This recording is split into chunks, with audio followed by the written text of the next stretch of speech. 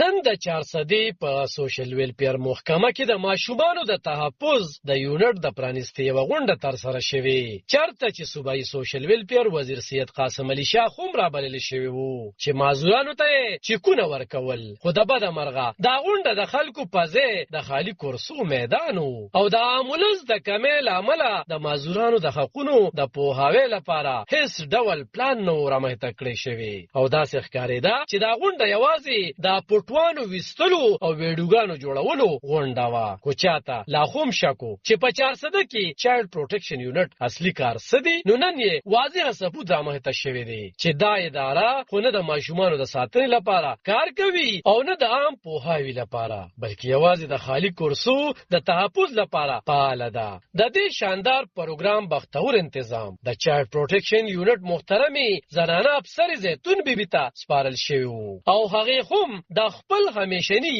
مهارت سره سمه دا غونډه داسې تنظیم کړه چې وزیر صاحب د خلکو په ځای خالي کرسو ته تقریر وکړو. د غونډې لپاره خوش اصل سنگار کړل شوی کرسۍ ایښودل شوی، خو د ناستو کسانو شمیر د 1200 نه زیات نو. دا کرسۍ داسې ښکارېدې لکه چې د زیتون بیبي د لوی کارکردګۍ په ویر کې چې غمجنې ناستې وي. وزیر صاحب چې د یو لوی غونډې تمه یې لرله خو هم حیران پاتې شو. ښایي دا چې لومړی ځل یې و چې یو حکومتي وزیر ښاغلي قاسم علي شاه د خپل وخت خاموشه او خالی کرسۍ ناستې ولیدې. د غونډې ټول انتظام د چایلډ پروټیکشن یونټ د ماهر افسر زیتون بیبي لخوا ترسره شوی چې د تیرو څو کلونو راسي د داسې غونډو تابع کوي. خو دا ځل یې نوې کمال وکړو. د دې غونډې په یادګار کې به تاریخ ولیکي چې دا هغه غونډه وه چې پکې یوازې څوکۍ، مایکروفون او زیتون بیبي موجود وو. په دغه مهال د مخنت صوبایي وزیر فضل شکور خان هم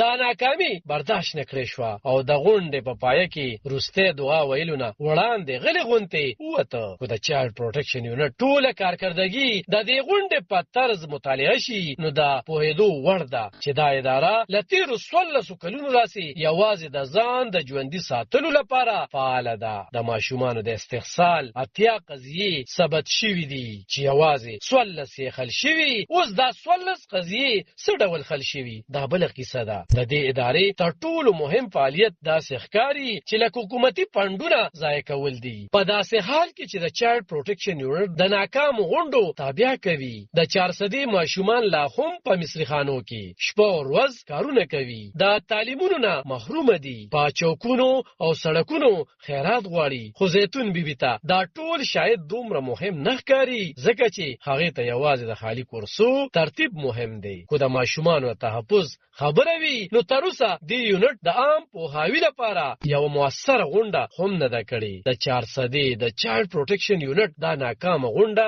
یوازې یو بې کفایته غونډه نه وه بلکې د دې ادارې د تاریخي ناکامۍ ننداره هم وه. خو د زیتون بیبي دا کارکردګي دوام ولري نو شاید راتلونکې غونډې ته کرسۍ هم له شرمه ګډون نه کړي. وخت راغلی چې دا ادارې د خپلو اصلي اهدافو لپاره کار وکړي. ګینې بیا دې د چایلډ پروټیکشن یونټ نوم دې بدل شي او د خالي کرسو د تحفظ یونټ دې ورته وویلی شي.